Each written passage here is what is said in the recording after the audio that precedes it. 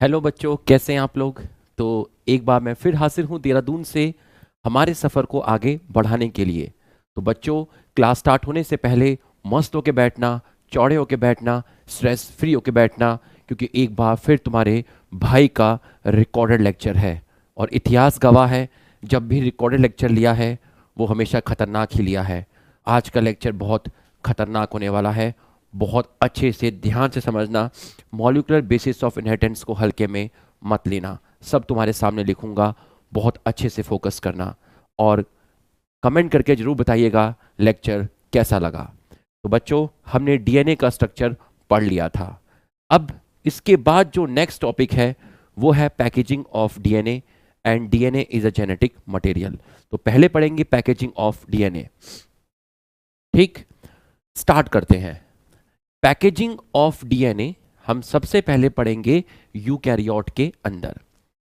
बच्चों, हम लोग यूकैरियोट हैं और यूकैरियोट के न्यूक्लियस के अंदर डीएनए प्रेजेंट होता है। बट मैंने आपसे कहा था कि वो डीएनए काफी बड़ा है, उसकी लेंथ काफी बड़ी है, उसकी लेंथ काफी ज्यादा है, और न्यूक्लियस का जो साइज है वो छोटा है। तो पहले तो हम देख लेते हैं कि इतने बड़े डीएनए क्यों आप न्यूक्लियस के अंदर कैसे एकोमोडेट कर पाएंगे। तो डीएनए जो है आपका, उसकी लेंथ है 2.2 मीटर, और जो न्यूक्लियस है उसका साइज है आपका 10⁻⁻6 मीटर। तो न्यूक्लियस का साइज 10⁻⁻6 मीटर और डीएनए की लंबाई 2.2 मीटर। तो इतने लंबे धागे को न्यूक्लियस में कैसे एकोमोडेट करोगे, ये आपको इस टॉपिक में पढ़ना है। मतलब आपको डीएनए को छोटा करना है, आपको डीएनए को पैक करना है, आपको डीएनए की पैकेजिंग करनी है। अगर इतनी लंबी जीन्स को बैग में डालना है तो उस जीन्स को फोल्ड करके ही बैग में डाल पाओगे, ताकि वो स्पेस कम घेरे। तो बच्चों, स्टार्ट करते हैं। सबसे पहले हम ये जानते हैं कि ह्यूमन डिप्लॉयड सेल के अंदर डीएनए की लंबाई कितनी होती है। तो बच्चों, इसके लिए एक फॉर्मूला है, length of the DNA for human diploid cells. इसके लिए फॉर्मूला है आपका length is equal to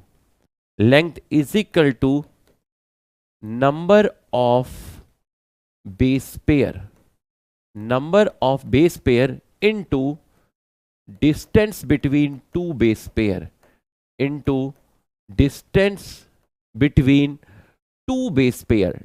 between two base pair. ये फॉर्मूला है डीएनए की लेंथ निकालने का।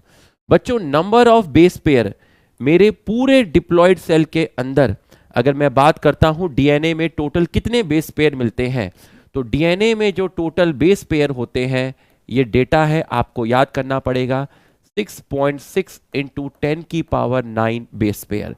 तो हमारे डीएनए में अगर कोई पूछे कि टोटल बेस पेयर कितने हैं, 6.6 इंटू 10⁹ बेस पेयर। और distance between two base pair आपको पता है 3.4 एंगस्ट्रॉन। लेकिन मैं 3.4 एंगस्ट्रॉन को मीटर में कन्वर्ट करूंगा तो वो आएगा 0.34 इंटू 10⁻⁹ मीटर। तो मैंने 3.4 एंगस्ट्रॉन को मीटर में कन्वर्ट किया, 0.34 इंटू 10⁻⁹ मीटर। और जब आप इसको मल्टीप्लाई करेंगे तो आपका जो आंसर आएगा वो आएगा 2.2 मीटर। तो जो डीएनए की लंबाई है वो 2.2 मीटर है। बट बट बट डायमेंशन जो है न्यूक्लियस का, बट डायमेंशन ऑफ न्यूक्लियस, अगर मैं न्यूक्लियस की बात करता हूं तो वो है आपका 10⁻⁻6 मीटर। इसका मतलब क्या हुआ? इसका मतलब ये हुआ, इट मींस, मेरे साथ साथ लिखिएगा, नोट्स बनाने में कोई दिक्कत नहीं आएगी, मेरे साथ साथ लिखिएगा। It means it means it means dimension of DNA, it mean ये ज्यादा बड़ा है और ये छोटा है। It means length of DNA is far greater than far greater than dimension of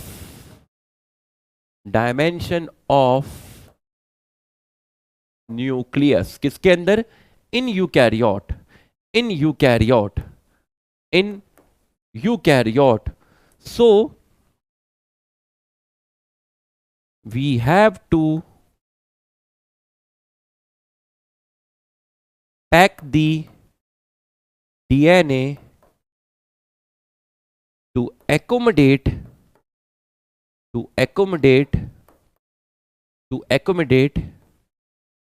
DNA into nucleus.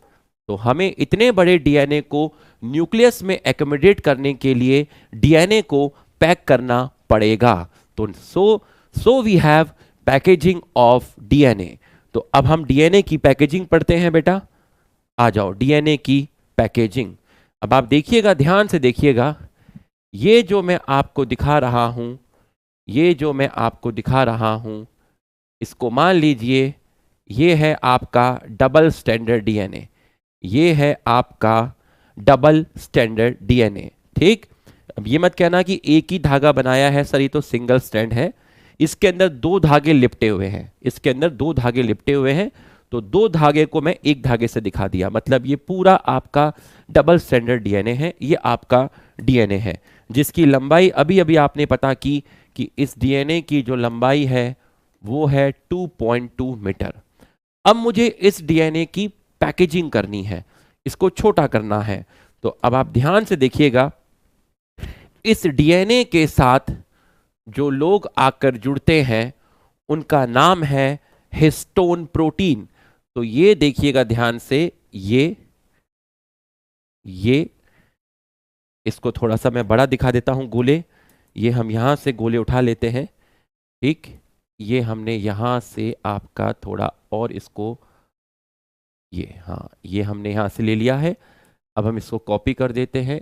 ये हमने कॉपी कर दिया, फिर ये हमने यहां पर इसको कॉपी कर दिया, और ये हमने यहां पर इसको कॉपी कर दिया, ठीक है। अब हम, ये आपके क्या हैं? ये आपके हिस्टोन प्रोटीन हैं, जो किसके साथ जुड़ रहे हैं? तो ये जो मैंने बनाए हैं, ये आपके बनाए हैं हिस्टोन प्रोटीन। इसका नाम है H2A, इसका नाम है H2B, इसका नाम है H3, इसका नाम है H4। तो ठीक, हम यहां पे भी लिख लेते हैं H2A, H2B, H3, H4, H2A, H2B, H3, H4। हर हिस्टोन प्रोटीन के दो मॉलिक्यूल हैं, एक इसके नीचे है। तो हर हिस्टोन प्रोटीन के कितने मॉलिक्यूल हो गए? दो मॉलिक्यूल हो गए। हर हिस्टोन प्रोटीन के कितने मॉलिक्यूल हो गए? दो। एक आपको दिख रहा है और एक इसके नीचे है। तो हर हिस्टोन प्रोटीन के आपके कितने मॉलिक्यूल हो गए? हर हिस्टोन प्रोटीन के आपके दो मॉलिक्यूल हो गए। तो आप ध्यान से समझिएगा, पूरा का पूरा ध्यान से समझिएगा। यहां पे मैं एक लाइन खींच देता हूं। ये मैंने यहां पर एक लाइन आपकी खींच दी। अब आप देखिए, डीएनए में फॉस्फेट प्रेजेंट होता है, ठीक है। आपका जो डीएनए है, उस डीएनए में आपका कैसा चार्ज है? डीएनए में आपका नेगेटिव चार्ज है। तो पहला पॉइंट हो गया, डीएनए में कैसा चार्ज है? नेगेटिव चार्ज है। किसकी वजह से नेगेटिव चार्ज है? Due to phosphate. किसकी वजह से नेगेटिव चार्ज है? फॉस्फेट की वजह से। इस डीएनए को रैप करेगा। इस डीएनए को कौन रैप करेगा? Histone protein. हिस्टोन प्रोटीन इस डीएनए की पैकेजिंग करेंगे, इस डीएनए को फोल्ड करेंगे। कौन से प्रोटीन फोल्ड करेंगे? Histone protein. तो वो कौन से प्रोटीन है? तो अगर मैं बात करूं हिस्टोन प्रोटीन, तो हिस्टोन प्रोटीन जो होते हैं, पहली चीज, हिस्टोन प्रोटीन का नेचर कैसा है? हिस्टोन प्रोटीन आपके बेसिक प्रोटीन है। कैसे प्रोटीन है बच्चों? बेसिक प्रोटीन है। कैसे चार्ज है इनके ऊपर? इनके ऊपर चार्ज है पॉजिटिवली चार्ज, और डीएनए पे कैसा चार्ज है? Negative charge. तो नेगेटिव और पॉजिटिव चीजें अट्रैक्ट करेंगी। और हिस्टोन प्रोटीन कितने टाइप के हैं? हिस्टोन प्रोटीन आपके 4 टाइप्स के हैं। कौन कौन से? एक को बोला H2A, एक को बोला H2B, एक को बोला H3, एक को बोला H4। बट हर एक के कितने मॉलिक्यूल हैं? 2 मॉलिक्यूल हैं। तो each histone has 2 molecule. Each histone has 2 molecule. मतलब हर एक हिस्टोन के कितने मॉलिक्यूल हैं? 2 मॉलिक्यूल हैं। तो आप इनको मल्टीप्लाई कर दीजिए किसके साथ? 2 के साथ। H2A के 2, H2B के 2, H3 के 2, H4 के 2। So we have total 8। जब सबके 2 होंगे तो टोटल कितने हो गए? 8। So we have 8 histone protein. 8 histone protein, जिसको आप बोल सकते हैं octamer of histone. Octamer of, जिसको आप बोल सकते हैं ऑक्टामर ऑफ हिस्टोन प्रोटीन। और ये हिस्टोन प्रोटीन आपका किसमें हेल्प करेगा? Helps in packaging of DNA. Helps in packaging of DNA. ध्यान से देखिएगा, अब मैं इस डीएनए को इस हिस्टोन प्रोटीन के चारों तरफ रैप करूंगा। आप ध्यान से देखिएगा कि क्या होगा। ध्यान से देखिएगा। तो सबसे पहले तो मैंने क्या किया? सबसे पहले मैंने इन गोलों को दोबारा से बना लिया। ये मैंने यहां पर गोला बना लिया। ठीक, अब मैं डीएनए को रैप करूंगा। ध्यान से देखिएगा, पूरा का पूरा ध्यान से देखिएगा। तो मैं यहां से डीएनए को रैप कर रहा हूं। ये मैंने आपका यहां पर डीएनए को रैप किया। ठीक है, ये मैंने यहां पर डीएनए को रैप किया। तो डीएनए जो है, DNA wrap around histone protein. जो डीएनए है, DNA wrap around histone protein. Histone protein. तो जो डीएनए है वो हिस्टोन प्रोटीन के चारों तरफ रैप हो गया। तो अब आप ध्यान से देखिएगा, पूरा का पूरा फोकस करिएगा। H2A, H2B, H3, H4, ये जो डीएनए आपको दिख रहा है, ये वाला जो डीएनए आपको दिख रहा है, इतना डीएनए, ये जो आपको बाहर दिखा, इसको बोलते हैं लिंकर डीएनए। क्या बोलते हैं? Linker DNA. और जो डीएनए आपको यहां पर दिखा, हिस्टोन प्रोटीन के चारों तरफ रैप दिखा, उस डीएनए को बोलते हैं कोर डीएनए। क्या बोलते हैं? Core DNA. तो कोर डीएनए में कितने बेस पेयर होते हैं? 146 बेस पेयर है।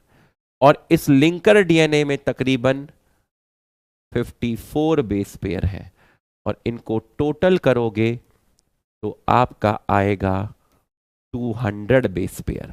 तो बच्चों, ये जो आपका पूरा एक बना है, ये जो आपका पूरा एक बना है इस तरीके से, ये जो आपका पूरा एक इस तरीके से बना है, इसको बोलते हैं 1 न्यूक्लियोसोम। तो इस पूरे को क्या बोलेंगे? इस पूरे को बोलेंगे 1 न्यूक्लियोसोम। 1 न्यूक्लियोसोम। तो 1 न्यूक्लियोसोम। तो अगर मैं आपसे बोलता हूं एक न्यूक्लियोसोम में क्या है? एक न्यूक्लियोसोम में डीएनए प्रेजेंट है। कौन सा डीएनए? कोर डीएनए जो रैप है, और थोड़ा सा डीएनए जो साइड निकला हुआ है, लिंकर डीएनए। तो core DNA plus linker DNA 200 base pair. इस डीएनए में कितने बेस पेयर 146, इस डीएनए में कितने बेस पेयर 54, टोटल कितने हो गए 200 बेस पेयर। तो अगर कोई आपसे पूछता है कि एक न्यूक्लियोसोम में कितने बेस पेयर होते हैं, तो आप एकदम गर्व से कहोगे कि एक न्यूक्लियोसोम में 200 बेस पेयर होते हैं। कितने बेस पेयर होते हैं 200 बेस पेयर होते हैं। और एक न्यूक्लियोसोम का जो कोर है, core of nucleosome, core of nucleosome, अगली स्लाइड में लिख देता हूं, कोर ऑफ न्यूक्लियोसोम, जो आपका कोर है, कोर ऑफ न्यूक्लियोसोम, न्यूक्लियोसोम का जो कोर है, core of nucleosome made up of octamer of histone protein. आ गया होगा। कितने टाइप के, सिर्फ 4 टाइप के, H2A, H2B, H3, H4, सबके कितने मॉलिक्यूल 2। तो आप बोलेंगे ऑक्टामर ऑफ हिस्टोन प्रोटीन। तो ये आपको समझ में आ गया कि एक न्यूक्लियोसोम में 200 बेस पेयर है। अब आप देखिए ये वाला डीएनए इसकी तरफ आके रैप हो गया, ठीक है। अब ध्यान से देखिएगा, पूरा का पूरा फोकस करिएगा। ये एक प्रोटीन है, ये एक प्रोटीन है। इस प्रोटीन को आप बोलते हैं H1 हिस्टोन प्रोटीन। क्या बोलते हैं? H1 histone protein. H1 histone protein, H1 histone protein मैंने न्यूक्लियोसोम के बाहर बनाया है। देख लीजिए, H1 हिस्टोन प्रोटीन मैंने न्यूक्लियोसोम के बाहर बनाया है। इसका मतलब H1 हिस्टोन प्रोटीन न्यूक्लियोसोम का पार्ट नहीं है। तो मैं यहां लिख देता हूं कि H1 histone protein, H1 histone protein, H1 histone protein, H1 histone protein जो है आपका not a part of, not a part of, किसका पार्ट नहीं है? न्यूक्लियोसोम का पार्ट नहीं है। तो ये आप याद रखना। अरे आ रहा है नहीं आ रहा? अरे आ रहा है नहीं आ रहा? आ रहा है, ठीक है। तो H1 हिस्टोन प्रोटीन इसका पार्ट नहीं है। तो आप देख लीजिए, इसको अगर आप यहां पर देखेंगे, डायग्राम के अंदर देखेंगे, तो अब आप यहां डायग्राम में देखिए, ये है आपका H2A, ये हो गया H2B, ये हो गया H3, ये हो गया H4। सबके दो दो हैं, इसके दो हैं, इसके दो हैं, सबके दो दो हैं। 4 ऊपर हैं, 4 नीचे हैं। और ये वाला प्रोटीन हो गया H1 हिस्टोन प्रोटीन। तो ये हो गया H1 histone protein. H1 histone protein nucleosome का पार्ट नहीं है। H1 histone protein not a part of nucleosome, not a part of nucleosome. तो ये आपको समझ में आ गया होगा। तो ये आपको समझ में आ गया। अब आप देखिए क्या होगा, ध्यान से देखिएगा, पूरा का पूरा फोकस करिएगा। अब यहां पर देखिएगा, इधर पे देखिएगा, ठीक है, ध्यान से देखिएगा। एक और चीज अगर मैंने इसमें दिखाई हो आपको, नहीं वो वाला डायग्राम, एक सेकेंड, वो डायग्राम कहाँ गया? छोटी सी आशा तुम्हें, चलो वो वाला डायग्राम, चलो मैं बना देता हूं। देखो भाई, ठीक है, ये आपको समझ में आ गया। अब जरा यहां पर देखिए क्या होगा, ध्यान से देखिएगा, पूरा का पूरा फोकस करिएगा अच्छे से, ठीक। ये, और उसके बाद हमने इसको उठाया।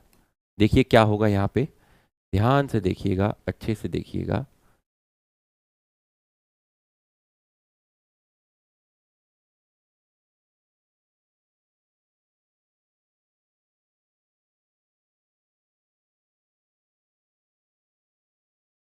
टिड़िन, टिड़िन, आसमान में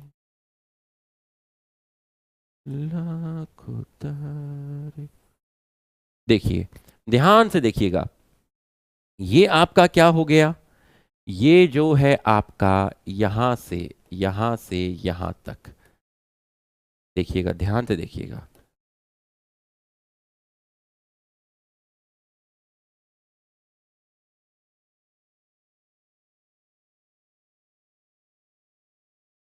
ये एक न्यूक्लियोसोम हो गया। ठीक है, ये आपका एक न्यूक्लियोसोम हो गया है, ये आपका क्या हो गया, एक न्यूक्लियोसोम हो गया है। ठीक है, ये आपका हो गया है एक न्यूक्लियोसोम। तो ये डॉट हटा देता हूं। तो अब आप देखिए आपको कितने न्यूक्लियोसोम दिख रहे हैं, आपको 3 न्यूक्लियोसोम दिख रहे हैं। ठीक है, अब आप देखिए ध्यान से, इसको मैं दूसरे कलर से दिखा देता हूं, रेड से दिखा देता हूं, रेड दिखेगा वहां पे, हाँ रेड दिखेगा। तो देखिएगा जरा, ये लिंकर डीएनए को मैंने रेड से दिखा दिया, ये देखिए, ये लिंकर डीएनए इसका हो गया, ये लिंकर डीएनए इसका हो गया। तो अब ये वाला डीएनए कौन सा हो गया, ये वाला डीएनए कौन सा हो गया, ये डीएनए हो गया कोर डीएनए। कौन सा हो गया, कोर डीएनए। और इस न्यूक्लियोसोम का ये क्या हो गया, ये इस न्यूक्लियोसोम का हो गया है लिंकर डीएनए। तो अब मैं इसको भी डॉट डॉट से दिखा देता हूं, देखिएगा, ये आप यहां से देख सकते हैं, ये आपका एक न्यूक्लियोसोम हो गया।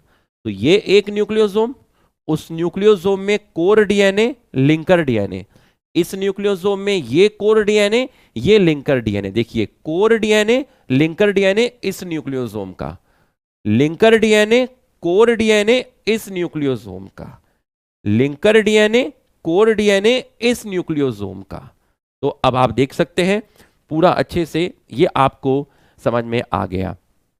तो अगर मैं आपको बोलता हूं, तो दो न्यूक्लियोसोम को जोड़ने में जो हेल्प करता है उसको बोलते हैं H1 हिस्टोन प्रोटीन, उसको आप बोलते हैं H1 हिस्टोन प्रोटीन, इसलिए इसको बोलते हैं सीलिंग प्रोटीन, इसलिए इसको क्या बोलते हैं, सीलिंग प्रोटीन। तो आपको समझ में आ गया होगा कि H1 न्यूक्लियोसोम का पार्ट नहीं है, दो न्यूक्लियोसोम को जो चीज कनेक्ट करती है उसको आप बोलते हैं H1 हिस्टोन प्रोटीन।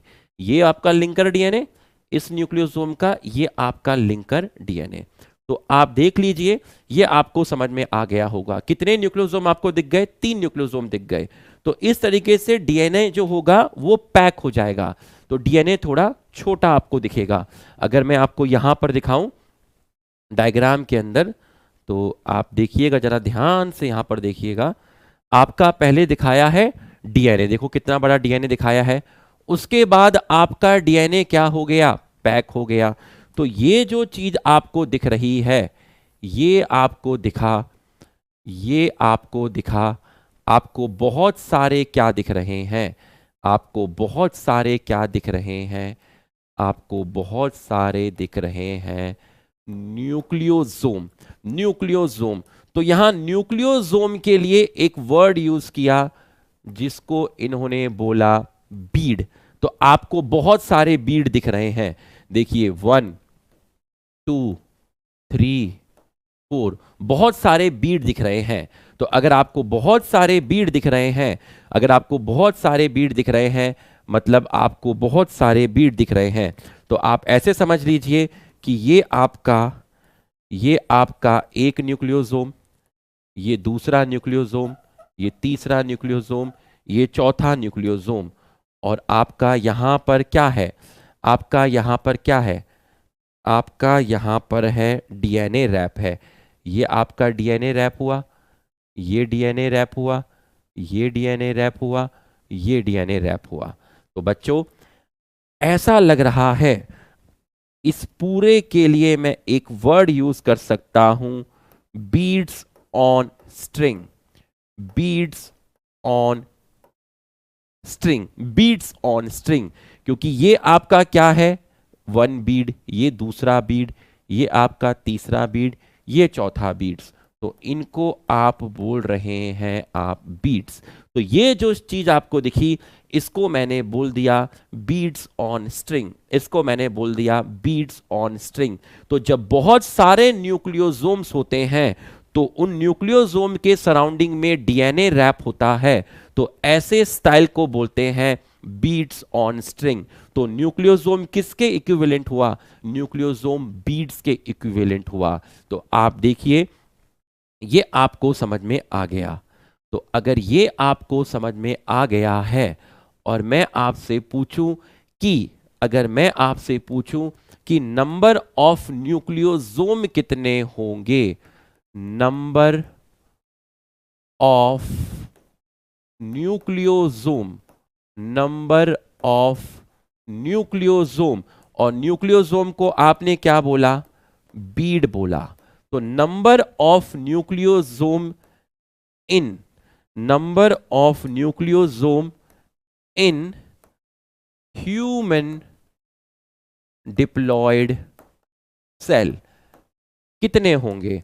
तो कैसे सॉल्व करोगे बच्चों? एक न्यूक्लियोसोम के अंदर अगर मैं ये आपसे क्वेश्चन पूछूं कि ये अगर मैं आपसे क्वेश्चन पूछूं कि भाई बताओ बताओ नंबर ऑफ न्यूक्लियोसोम कितने होंगे इन ह्यूमन डिप्लॉयड सेल, तो आपको मालूम है कि एक न्यूक्लियोसोम में 200 बेस पेयर हैं।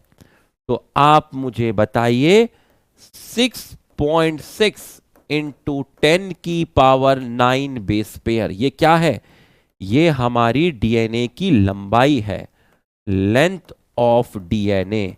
तो आप मुझे बताइए इसके अंदर आपके कितने बेस पेयर होंगे? अगर 200 बेस पेयर से एक न्यूक्लियोसोम बनता है तो 6.6 इंटू 10 की पावर 9 बेस पेयर को अगर आप 200 बेस पेयर से डिवाइड कर दो तो आपका नंबर ऑफ न्यूक्लियोसोम आ जाएगा 3.3 इंटू 10 की पावर 7 न्यूक्लियोसोम। तो ये आपको समझ में आ रहा होगा। अरे आ रहा है नहीं आ रहा? तो ये आपको समझ में आ गया होगा, ये आपको समझ में आ गया होगा क्वेश्चन। तो ये आपको समझ में आ गया। अब एक और क्वेश्चन दिया हुआ है, एक और क्वेश्चन आपका दिया हुआ है, उसको भी समझ लीजिएगा। अगर आपका अगर if the length of E coli, ये यहां पे क्वेश्चन लिखा हुआ है, ठीक है, ये क्वेश्चन तो हमने सॉल्व कर दिया, नंबर ऑफ न्यूक्लियोसोम प्रेजेंट कितना है, तो हम इसको यहां से हटा देते हैं, ये हमने यहां से हटा दिया और इसको यहां से यहां ले आते हैं, ठीक है। फिर ये क्वेश्चन है, ये सब एनसीईआरटी के क्वेश्चन है। ये क्वेश्चन कहां पे था? ये वाला क्वेश्चन कहां पे था जो मैंने अभी आपका सॉल्व किया? ये एनसीईआरटी में हमसे पूछा हुआ है। अब आप इसको देखिए, if the length of E coli DNA is 1.36 mm, can you calculate the number of base pair in E coli? बच्चों लेंथ के लिए आपका क्या फॉर्मूला था? Length is equal to number of base pair into distance between two base pair. Length कितनी दी हुई है? लेंथ दी है 1.36 mm, इसको मीटर में कन्वर्ट कर देंगे तो ये हो जाएगा 10 की power -3 meter, is equal to आपसे पूछा है नंबर ऑफ बेस पेयर कितने होंगे? Distance between two base pair 0.34 into 10 की पावर -9 मीटर। तो डिस्टेंस होता है 3.4 एंगस्ट्रॉन, उसको मैंने मीटर में कन्वर्ट किया तो आपका आ गया 0.34 इंटू 10 की पावर -9 मीटर। फिर आप इसको सॉल्व करिए, 1.36 इंटू 10 की पावर -3, इसको नीचे लेकर आइए 0.34 इंटू 10 की पावर -9 मीटर। फिर जब आप इसको सॉल्व करेंगे तो आपका आएगा 4.6 इंटू 10 की पावर 6। तो अगर मैं आपको बोलता हूं यहां पर कि जब हम इसको सॉल्व करेंगे 1.36 को डिवाइड करेंगे 0.34 से तो आपका करीब 4 करके आएगा, तो ये आपका आएगा करीब 4 इंटू 10 की पावर 6 बेस पेयर। तो ये आपको समझ में आ गया होगा। तो बच्चों ये चीज आपको एकदम बढ़िया से समझ में आ गई। अब आप ध्यान से देखिएगा, मेरी बात को ध्यान से समझिएगा, पूरा का पूरा फोकस करिएगा, अच्छे से समझ में आ जाएगी आपको। देखिए ये डायग्राम आप देखिए, ध्यान से देखिए पूरा का पूरा। आपके पास डीएनए है, ठीक, आपके पास क्या है, डीएनए है। इस डीएनए को यहां मैंने लिखा है 2 नैनोमीटर, ठीक है। अब आप देखिएगा ये डीएनए कैसे शिफ्ट होगा। इससे पहले मैं आपको यहां पर डायग्राम दिखाता हूं, यहां पर देखिएगा, ठीक है। अब आप देखिएगा ये आपके पास डीएनए है जिसको मैंने क्या लिखा है, 2 नैनोमीटर के करीब मैंने यहां पर आपका लिखा हुआ है। तो पूरा का पूरा फोकस करिएगा, अच्छे से समझिएगा। अब ये क्या है, ये है आपका न्यूक्लियोसोम, ये है आपका न्यूक्लियोसोम, ठीक है। अब इस न्यूक्लियोसोम के अंदर क्या है, ऑक्टामर ऑफ हिस्टोन प्रोटीन है। तो जब बहुत सारे न्यूक्लियोसोम आ गए, देखिए न्यूक्लियोसोम न्यूक्लियोसोम न्यूक्लियोसोम, इस डीएनए को रैप किया किसके अराउंड, न्यूक्लियोसोम। तो एक स्ट्रक्चर बन गया जिसको आपने बोला beads on string form of chromatin, beads on string form of chromatin, beads on string form of chromatin.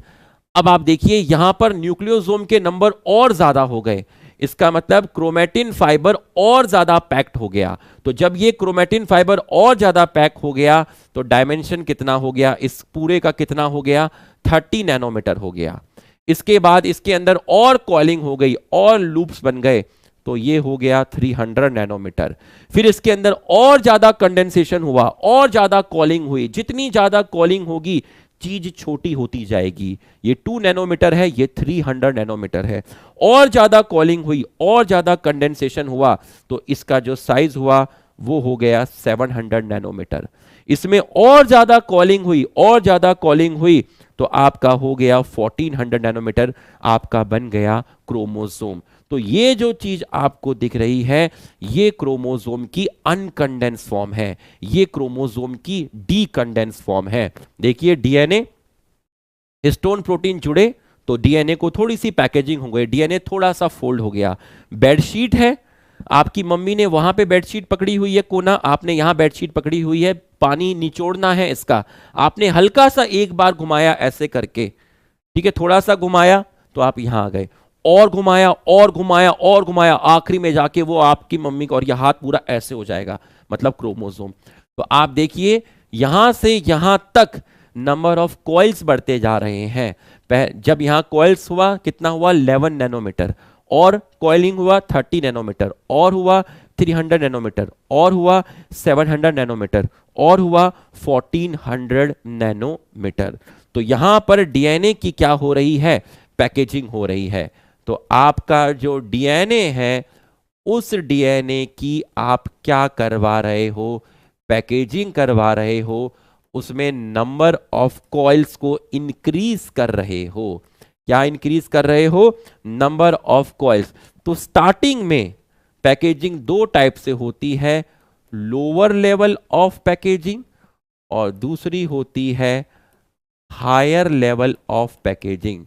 तो शुरू में जो प्रोटीन काम आते हैं पैकेजिंग में, उन प्रोटीन को हम बोलते हैं हिस्टोन प्रोटीन, जो कि आपके बेसिक होते हैं। बाद में यहां पर जो प्रोटीन पैकेजिंग में हेल्प करेंगे उन प्रोटीन को हम बोलते हैं आपके, वो प्रोटीन होते हैं आपके नॉन हिस्टोन प्रोटीन, उनको हम बोलते हैं नॉन हिस्टोन प्रोटीन, और उन्हीं को हम बोलते हैं स्कैफोल्ड प्रोटीन। कौन से प्रोटीन बोलते हैं, स्कैफोल्ड प्रोटीन बोलते हैं। तो यहां पर ये जो प्रोटीन है ये हिस्टोन प्रोटीन है। यहां पर जो प्रोटीन हेल्प कर रहे होंगे, इनके अलावा और भी प्रोटीन है जो डीएनए को पैकेजिंग करने में हेल्प करेंगे, उनको बोलते हैं नॉन हिस्टोन प्रोटीन और स्कैफोल्ड प्रोटीन। और इनका जो नेचर होता है वो होता है एसिडिक।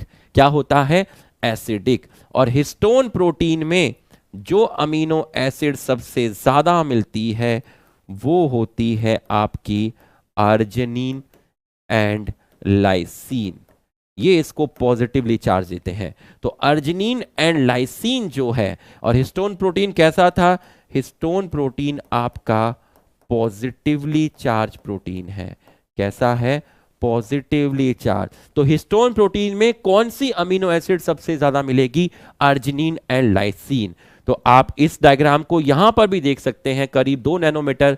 फिर देखिए न्यूक्लियोसोम न्यूक्लियोसोम न्यूक्लियोसोम 11 हो गया, करीब 300 हो गया, करीब 700 हो गया, यहाँ करीब 1500 लिखा हुआ है, वहां 1400 लिखा था, कोई फर्क नहीं है।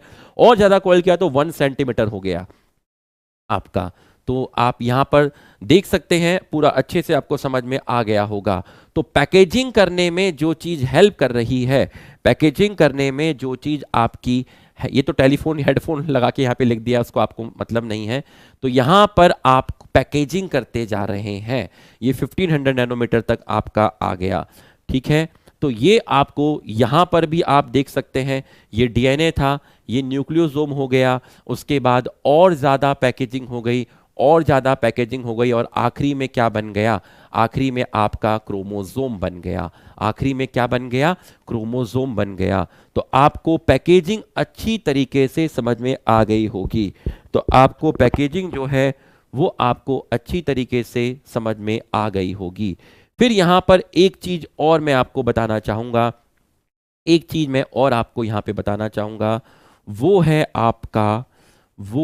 आपका कि जो क्रोमैटिन होता है, जो आपका क्या होता है, क्रोमैटिन होता है, वो 2 टाइप का होता है। तो आपका जो क्रोमैटिन है वो कितने टाइप का है, 2 टाइप का है।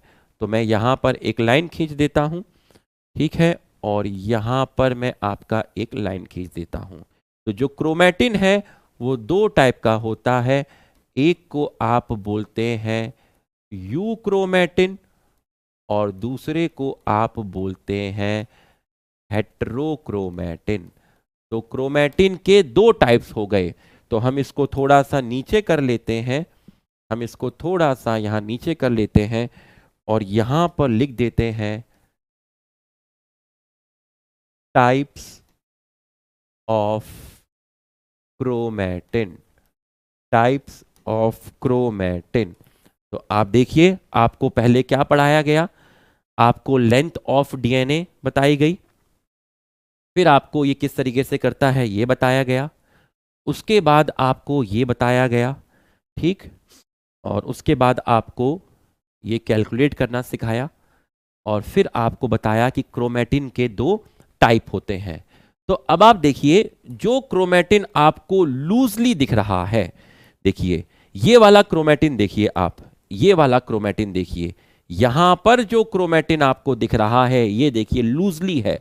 लेकिन आप ये वाला क्रोमैटिन देखिए, ये वाला क्रोमैटिन देखिए, यहां पर डीएनए जो है वो टाइटली पैक्ड है, यहां ज्यादा पैक है, यहां डीएनए लूजली पैक्ड है, यहां डीएनए आपका लूजली पैक्ड है। तो ये जो क्रोमैटिन दिख रहा है, ये वाला जो डीएनए दिख रहा है, इस क्रोमैटिन को बोलते हैं यूक्रोमैटिन, और जो ज्यादा पैक होता है उसको बोलते हैं हेट्रोक्रोमैटिन। आप चाहो तो इसको यहां पर भी देख सकते हैं, ये देखिए, जो क्रोमैटिन आपका लूजली पैक्ड है उसको बोलते हैं यूक्रोमैटिन, और जो ज्यादा पैक है उसको बोलते हैं हेट्रोक्रोमैटिन, हेट्रोक्रोमैटिन।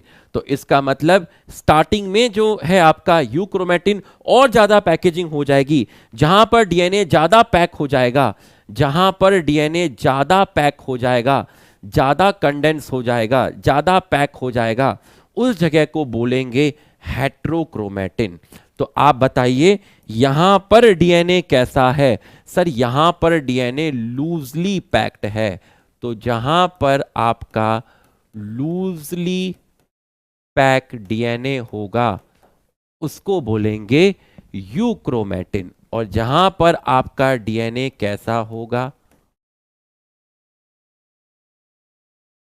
टाइटली पैक्ड होगा, उसको बोलेंगे हेट्रोक्रोमैटिन। तो आपको यूक्रोमैटिन और हेट्रोक्रोमैटिन समझ में आ गया। यूक्रोमैटिन को जब आप स्टेन करोगे, स्टेन करने के बाद जब आप माइक्रोस्कोप में देखोगे, जब आप इसको, भाई माइक्रोस्कोप में ऐसे तो दिखेगा नहीं, आपको किसी डाई से स्टेन करना पड़ेगा। तो जब आप इसको स्टेन करके माइक्रोस्कोप में देखोगे तो ये काफी लाइट दिखेगा, तो ये आपका लाइट स्टेन है, लाइट स्टेन, और ये आपका डार्क स्टेन है। जब आप इसको देखोगे स्टेन करके तो ये रीजन बहुत डार्क दिखेगा, ये वाला क्रोमेटिन माइक्रोस्कोप में बहुत डार्क दिखेगा, और ये आपका लाइट दिखेगा। यू क्रोमेटिन, यू क्रोमेटिन से आपके आप बोलो यू क्रोमेटिन तो ऐसा लगता है कि आप यू बोल रहे हो। क्या बोल रहे हो? यू। तो यू क्रोमेटिन से आपके दिमाग में क्या आता है? यू। देखो आप बोलो यू क्रोमेटिन, हम बोल तो ये रहे हैं ई यू, लेकिन निकल क्या रहा है? यू। तो इस यू का मतलब है अनवाउंड डीएनए। जहां पर डीएनए ज्यादा अनवाउंड है, खुला है, अनवाउंड का मतलब होता है खुला, अनवाइंडिंग, खुला।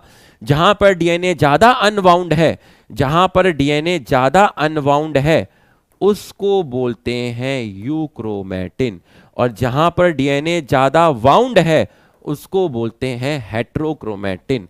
तो यहां पर डीएनए ज्यादा वाउंड होता है, यहां डीएनए अनवाउंड होता है। मतलब यहां पर लूजली पैक्ड है अनवाउंड, यहां ज्यादा पैक्ड है। और ये वाला जो डीएनए होता है, ये वाला जो डीएनए होता है, ये डीएनए आपका मैसेंजर आरएनए फॉर्म्ड करता है। और मैसेंजर आरएनए के फॉर्मेशन को आप बोलते हैं ट्रांसक्रिप्शन, जो इस चैप्टर में आपको 4 घंटे लगा के पढ़ाया जाएगा। लेकिन ये वाला जो है आपका, ये वाला डीएनए आपका मैसेंजर आरएनए नहीं बनाता। तो कौन सा डीएनए है? No messenger RNA. कौन सा डीएनए है जो मैसेंजर आरएनए की सिंथेसिस नहीं करता? वो है हेट्रोक्रोमेटिन। इसका मतलब यूक्रोमेटिन जो है वो आपका ट्रांसक्रिप्शनली कैसा है? एक्टिव है। और ये आपका ट्रांसक्रिप्शनली कैसा है? ये आपका ट्रांसक्रिप्शनली इनएक्टिव है। तो आपको यूक्रोमेटिन और हेट्रोक्रोमेटिन अच्छे से समझ में आ गया होगा। आप यहां पर देखिए हेट्रोक्रोमेटिन और यूक्रोमेटिन। तो आप देखिए जहां आपको लाइट दिख रहा है, कौन सा रीजन आपको लाइट दिख रहा है? ये रीजन लाइट दिख रहा है, इसका मतलब ये आपका यूक्रोमेटिन है। कौन सा डीएनए डार्क दिख रहा है? ये डीएनए, ये डीएनए, ये डीएनए, ये डीएनए आपको डार्क दिख रहा है। ये आपका यहां पर जो डीएनए है वो आपका हेट्रोक्रोमेटिन है। कौन सा ज्यादा कंडेंस है? हेट्रोक्रोमेटिन। कौन सा कम कंडेंस है? ये वाला हो गया। ठीक है, ये दोनों पॉइंट आपको पढ़ने नहीं है। ये जो दोनों पॉइंट हैं आपको, ये पॉइंट आपको पढ़ने नहीं है। साइलेंस जीन लिखा हुआ है, साइलेंस जीन का मतलब हो गया ये आपका ट्रांसक्रिप्शन नहीं कर रहा। जीन पुअर हाई 80, ये आपको नहीं पढ़ना है, ये आपको नहीं है। ठीक है, ऐसे ही मैं यहां से ये हटा देता हूं और ये हटा देता हूं। ये बस आपको इसलिए बताया ताकि आप लाइट और डार्क को फील कर सको। स्टेन यूक्रोमेटिन देखने में कैसा है? स्टेन लाइटर, और जो डार्क आपको दिख रहा है वो हेट्रोक्रोमेटिन है। हेट्रोक्रोमेटिन पे डीएनए ज्यादा कंडेंस होगा। तो ये आपको यूक्रोमेटिन और हेट्रोक्रोमेटिन अच्छे से समझ में आ गया होगा। तो यूक्रोमेटिन और हेट्रोक्रोमेटिन आपको अच्छे से समझ में आ गया। तो एक सेकंड में पॉज करता हूं।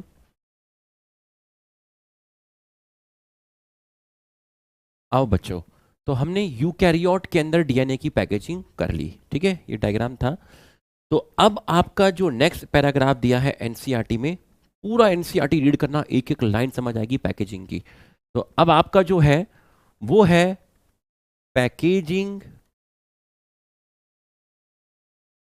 Of, packaging of DNA. Packaging of DNA किसके अंदर देख रहे हैं? Packaging of DNA in prokaryote, in prokaryote. तो डीएनए की पैकेजिंग प्रोकैरियोट के अंदर। बच्चों जो प्रोकैरियोट होता है उसके अंदर न्यूक्लियस तो प्रेजेंट होता नहीं। तो अगर मैं आपसे कहूं कि एक प्रोकैरियोटिक सेल है, इन प्रोकैरियोट पहले तो आप ये समझिए कि जो प्रोकैरियोट है, प्रोकैरियोट में जो आपका लेंथ है डीएनए का वो करीब है 1.36 मिलीमीटर, 1.36 मिलीमीटर। और जो साइज है सेल का, न्यूक्लियस तो है ही नहीं, जो साइज है किसका, सेल का, वो है आपका 1 माइक्रोमीटर। तो आपको इस डीएनए को इस सेल के अंदर एकोमोडेट करना है। न्यूक्लियस इसके अंदर एब्सेंट होता है, nucleus absent in prokaryote. Nucleus आपका प्रोकैरियोट में एब्सेंट होता है, बट इट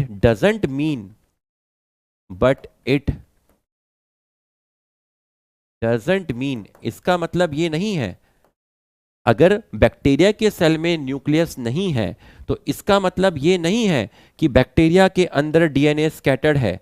मान लीजिए ये बैक्टीरिया की सेल है, तो इसका मतलब ये नहीं है कि बैक्टीरिया की सेल में पूरे के पूरे में डीएनए स्कैटर्ड होगा। नहीं, ऐसा नहीं होता, ऐसा नहीं होता। It doesn't mean that DNA is scattered in cytoplasm. तो इसका मतलब ये नहीं है कि न्यूक्लियस नहीं है, तो इसका मतलब ये नहीं है कि डीएनए फैल गया है पूरे सेल के अंदर। पूरे सेल में डीएनए इस तरीके से नहीं होता। ये कैसी फॉर्म है, ये स्कैटर्ड फॉर्म है, ऐसा नहीं होता। तो ये डीएनए की मैंने कौन सी फॉर्म दिखाई है, स्कैटर्ड फॉर्म, और यहां क्रॉस लगाया है, ऐसा नहीं होता। तो बोला कैसा होता है, तो बोला कैसा होता है, फिर ये बताइए। बताता हूं कैसा होता है। जैसे ये आपकी बैक्टीरियल सेल है, ये आपकी बैक्टीरियल सेल है, तो इस बैक्टीरियल सेल में जो डीएनए होगा, इस बैक्टीरियल सेल में जो डीएनए होगा, डीएनए कैसा चार्ज है, डीएनए नेगेटिव चार्ज है। तो ये डीएनए आपका एसोसिएट होगा, associated with non histone protein, non histone protein. क्योंकि प्रोकैरियोट्स में जो हिस्टोन प्रोटीन होते हैं वो आपके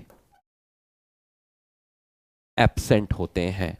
तो यहां पर जो प्रोटीन है नॉन हिस्टोन प्रोटीन है आपके, बट इनका नेचर भी बेसिक होता है, इनका नेचर एसिडिक नहीं होता, ये पॉजिटिवली चार्ज होते हैं।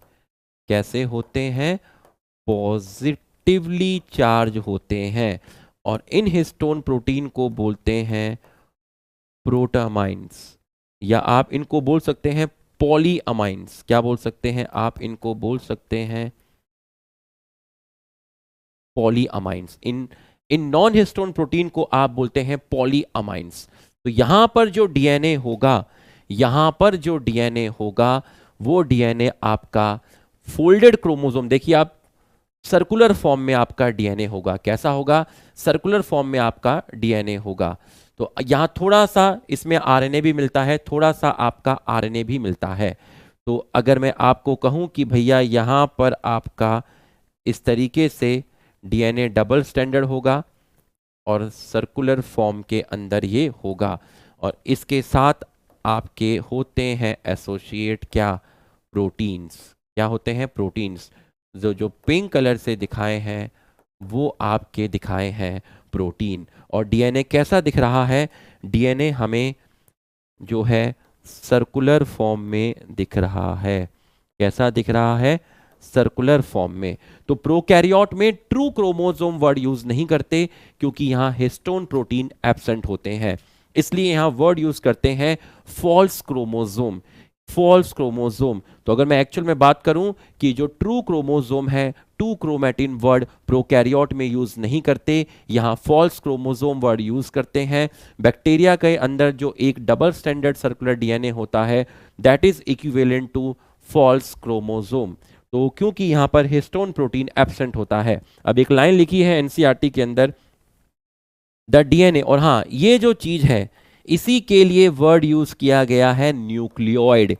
इसके डीएनए के लिए वर्ड यूज किया गया है न्यूक्लियोइड, इसी के लिए वर्ड यूज किया गया है न्यूक्लियोइड। अब एक लाइन लिखी है, the DNA in nucleoid is organise in a large loop.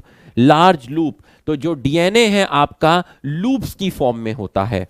कैसा होता है डीएनए ऑर्गेनाइज? ये देखिए आपको ये कैसा दिख रहा है, आपको ये लूप दिख रही है, ये देखिए आपको क्या लिख रही हैं, लूप। तो यहां पे लिखा हुआ है कि ये तो मैंने सिंपल दिखाया आपको ताकि आप अच्छे से डायग्राम को देख सकें, लेकिन लिखा हुआ है कि ये जो डीएनए होता है, DNA in nucleoid, DNA organise in, DNA organise in loops in nucleoid.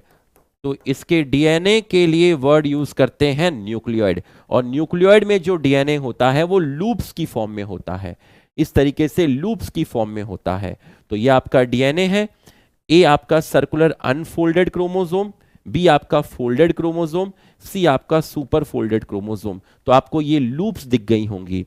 तो हमने पैकेजिंग प्रोकैरियोट्स की, डीएनए की पैकेजिंग प्रोकैरियोट के अंदर पूरा का पूरा अच्छे से पढ़ लिया, समझ में आ गया होगा, आपको समझ में आ गया होगा। उसके बाद यहां पर कुछ पॉइंट हैं, पैकेजिंग इन प्रोकैरियोट, ये तो हमने पढ़ ही लिया है, इसको हम यहां से हटा देते हैं। ठीक है, turns of DNA in one nucleosome, in one nucleosome, turns of DNA in one nucleosome. तो ये जो न्यूक्लियोसोम होता है, ये जो आपका न्यूक्लियोसोम होता है यूकैरियोट के अंदर, इन्होंने पूछा कि इस न्यूक्लियोसोम पे डीएनए के कितने टर्न होते हैं। तो देखिए यहां से मैं स्टार्ट करूंगा, एक, दो टर्न नहीं, 1.7 टर्न, मतलब यहां डीएनए के दो टर्न से कम, 1.7 टर्न। देखिए ये है आपका हिस्टोन प्रोटीन, मुझे डीएनए को रैप करना है, ठीक है, एक टर्न, ये हिस्टोन प्रोटीन है। देखिए ये हिस्टोन प्रोटीन है, ये रहा हिस्टोन प्रोटीन, मुझे डीएनए को रैप करना है, मैं रैप करता हूं। देखिए मेरा हाथ देखिएगा यहीं पर वापस आएगा, मैंने एसी के रिमोट के इस तरफ अपना हाथ रखा है जो आपको दिख नहीं रहा है। ठीक है, अब देखिए मैं रैप करता हूं, 1 टन, 1.5 टन, 1.7 टन, 2 टन नहीं करने, दो लपेटे नहीं है, 2 टन से कम। तो 1.7, करीब 1.7 टन। कितना टन होता है यहां पर, जो टन होता है आपका कितना होता है, 1.7 टन। कितना टन हो गया आपका, 1.7 टन, 1.7 टन, 2 टन से कम। सोलेनॉइड फॉर्म क्या है क्रोमोसोम की, सोलेनॉइड फॉर्म किसको बोलते हैं, क्रोमोसोम की। सोलेनॉइड फॉर्म क्या है क्रोमोसोम की, ये जो आपको दिख रही है बीट्स ऑन स्ट्रिंग, ये इसी को सोलेनॉइड फॉर्म बोलते हैं, इसी को आप क्या बोलते हैं, सोलेनॉइड फॉर्म बोलते हैं।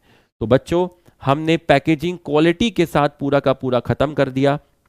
आप देख सकते हैं पैकेजिंग, डीएनए से आप क्रोमोसोम पर लेकर आ गए, तो आपको यहाँ पे भी देखिए डीएनए था, फोल्ड करते हुए आप क्रोमोसोम पर लेकर आ गए। ठीक है, आपको अच्छे से यूक्रोमेटिन और हेट्रोक्रोमेटिन समझा दिया पूरा का पूरा। तो ये आपको पैकेजिंग पूरा अच्छे से समझ में आ गया। ये मैंने आपको लास्ट टाइम भी बताया था, ये आप देख सकते हैं फॉस्फोडाइस्टर बॉन्ड बन रहा है वाटर को निकाल के। ठीक है, ये आप देख सकते हैं, ये आप खुद समझ जाएंगे, ओ एच, एच हटा तो यहाँ नेगेटिव चार्ज, ये आप खुद ही समझ जाएंगे। ठीक है, ये मैंने आपको लास्ट टाइम बताया था। ठीक है, अब एक सेकेंड रुकिएगा, आ जाओ बच्चों, एनसीईआरटी लगा रहा था, तो ये एनसीईआरटी लग गई है। ठीक है, 2 टॉपिक हमने पढ़ लिए हैं, डीएनए का स्ट्रक्चर और डीएनए की पैकेजिंग। एक ऑप्शन था मेरे पास कि मैं DNA is a genetic material start कर दूँ, खत्म कर दूँ, बट मैंने बहुत सोचा कि मैंने कहा बच्चों को एनसीईआरटी भी साथ साथ लेके चलेंगे। क्लास कैसी लगी जरूर बताना। ठीक है, DNA is a long polymer of deoxy ribo nucleotide. ठीक है, डीऑक्सी राइबो न्यूक्लियोटाइड। तो ये डीऑक्सी राइबो न्यूक्लियोटाइड किसको बोलते हैं आप? ये जो आपका एएमपी हो गया, जीएमपी हो गया, सीएमपी हो गया, टीएमपी हो गया, ठीक है, डीऑक्सी राइबो न्यूक्लियोटाइड। तो डीएनए के अंदर कोई अकेला एएमपी या टीएमपी तो है नहीं, ऐसे बहुत सारे लोग हैं। The length of DNA is usually defined as the number of nucleotides.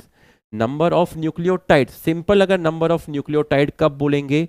जब आपका सिंगल स्टैंडर्ड डीएनए होगा, जैसा कि आपका होता था 5174 के अंदर। भाई वहां पर न्यूक्लियोटाइड पेयर में कैसे होंगे? वहां न्यूक्लियोटाइड पेयर में होंगे ही नहीं, क्योंकि वहां पर डीएनए की एक ही स्ट्रैंड है। और पेयर ऑफ न्यूक्लियोटाइड आप कब बोलेंगे? जब आपका डबल स्टैंडर्ड डीएनए होगा। Refer to as base pair present in it. ठीक है, तो length define as number of nucleotide, pair of nucleotide refer to as base pair present in. तो लेंथ किसके इक्विवेलेंट हो गई? लेंथ को बोल दिया आपका equivalent to number of base pair. अभी हमने लेंथ निकाली थी तो हमने क्या लिखा था? Number of base pair into distance between base pair, ऐसे ही तो निकाली थी हमने। तो लेंथ किसके बराबर हो गई? लेंथ बराबर हो गई नंबर ऑफ बेस पेयर के। तो आप नंबर ऑफ बेस पेयर बोलो या नंबर ऑफ न्यूक्लियोटाइड का पेयर बोलो, न्यूक्लियोटाइड का पेयर बोलो। तो ये बात कब लागू होगी? ये बात लागू होगी डबल स्टैंडर्ड डीएनए पर। और अगर डीएनए सिंगल स्टैंडर्ड है तो या तो आप नंबर ऑफ बेस बोलो क्योंकि एक ही स्ट्रैंड है, या आप नंबर ऑफ न्यूक्लियोटाइड बोलो। कब? जब डीएनए आपका सिंगल स्टैंडर्ड डीएनए है। This is also the characteristics of organism. तो हर ऑर्गेनिज्म की अपनी कोई ना कोई लेंथ होती है। Characteristics of organism, for example bacteriophage 5174 has 5386 nucleotide. तो जितने न्यूक्लियोटाइड होंगे उतने ही बेस होंगे, जितने न्यूक्लियोटाइड उतने बेस, क्योंकि एक न्यूक्लियोटाइड में एक बेस। तो यहाँ पेयर क्यों नहीं लिखा? क्योंकि यहाँ डीएनए है सिंगल स्टैंडर्ड। तो बैक्टीरियोफेज लैम्बडा हैज 4850। बैक्टीरियोफेज ऐसे वायरस जो बैक्टीरिया पे इंफेक्शन करते हैं उनको बोलते हैं बैक्टीरियोफेज। ये भी फेज है, मतलब ये भी वायरस ही है, ये भी फेज है, ये भी वायरस है। ठीक है, 4850 बेस पेयर, इसका मतलब यहां पर जो डीएनए होता है वो डीएनए होता है आपका double standard. E coli has 4.6 into 10 की पावर 6 बेस पेयर। तो ई कोलाई हैप्लॉइड होता है, बट डीएनए कैसा होता है? डबल स्टैंडर्ड डीएनए है, तभी बेस पेयर है। Haploid content of human DNA, haploid content 3.3 into 10 की पावर 9 बेस पेयर। तो फिर डिप्लॉइड कंटेंट क्या होगा? डिप्लॉइड होगा 6.6 इंटू 10 की power 9 base pair. Let us recapitulate the chemical structure of polynucleotide chain DNA और RNA. Nucleotide has 3 component, base, pentose sugar और ribose मिलेगी आरएनए में और डीऑक्सी राइबोस मिलेगी डीएनए में। डीऑक्सी का मतलब ऑक्सीजन नहीं है, कहां पर? सेकेंड कार्बन पर, सेकेंड कार्बन पर। और होगा आपका क्या? Phosphate group. There are 2 type of base. एक को आपने बोला प्यूरिन जिसमें एडेनिन एंड ग्वानिन आया, और दूसरा है pyrimidine, cytosine, uracil and thymine. Cytosine common for both DNA and RNA. Thymine मिलेगा डीएनए में और यूरेसिल मिलेगा आपका आरएनए में। किसकी जगह? थाइमीन की जगह। मतलब थाइमीन डीएनए में है और यूरेसिल आरएनए में है। A nitrogenous base is linked to the OH of first carbon pentose sugar। अब आप याद करिए, मैंने आपको यहाँ पर बॉन्डिंग भी दिखाई थी, आपको इनके बॉन्ड फॉर्म्ड होते हुए भी आपको दिखाए थे। लास्ट क्लास में आपको दिखाए थे बॉन्ड फॉर्म होते हुए। तो आप देख सकते हैं, ये देखिए फर्स्ट कार्बन है और अगर नाइट्रोजनस बेस एडेनिन या ग्वानिन होगा तो उसकी पोजीशन कौन सी होगी, 9th होगी। और अगर यहाँ प्यूरिन होता तो पोजीशन 1st होती। तो अगर आपका सॉरी, ये आपका क्या है, ये है आपका प्यूरिन। तो अगर आपका प्यूरिन है तो बॉन्डिंग 1 और 9th होगी। अगर यहाँ आपका पिरिमिडीन होता तो बॉन्डिंग 1 और 1 होती। तो आपको ये चीज़ समझ में आ गई होगी जो मैंने आपको लास्ट क्लास में बहुत अच्छे से डायग्राम में समझाई थी। देखिए, nitrogenous base link to OH of first carbon. तो आपको मालूम है कि भैया यहाँ पर इस तरीके से ये आपकी शुगर होती है, ये आपका पहला कार्बन है और यहाँ आपका OH है और यहाँ आपका H है। तो आप देखिए OH ऑफ फर्स्ट कार्बन का OH किसका, OH ऑफ फर्स्ट कार्बन किसका, शुगर का, through N glycosidic linkage to form nucleoside. तो ये किसके साथ जुड़ेगा, बेस के साथ जुड़ेगा। तो जब ये बेस के साथ जुड़ेगा, यहां पर बेस के साथ जुड़ेगा तो क्या बनेगा, न्यूक्लियोसाइड बनेगा, क्योंकि उसमें फॉस्फेट नहीं है, सच एस एडेनोसिन और डीऑक्सी एडेनोसिन। तो एडेनोसिन कहां बोलोगे, एडेनोसिन आरएनए में बोलोगे। डीऑक्सी एडेनोसिन कहां बोलोगे, डीएनए में बोलोगे। ग्वानोसिन कहां बोलोगे, आरएनए में बोलोगे। डीऑक्सी ग्वानोसिन कहां बोलोगे, डीएनए में बोलोगे।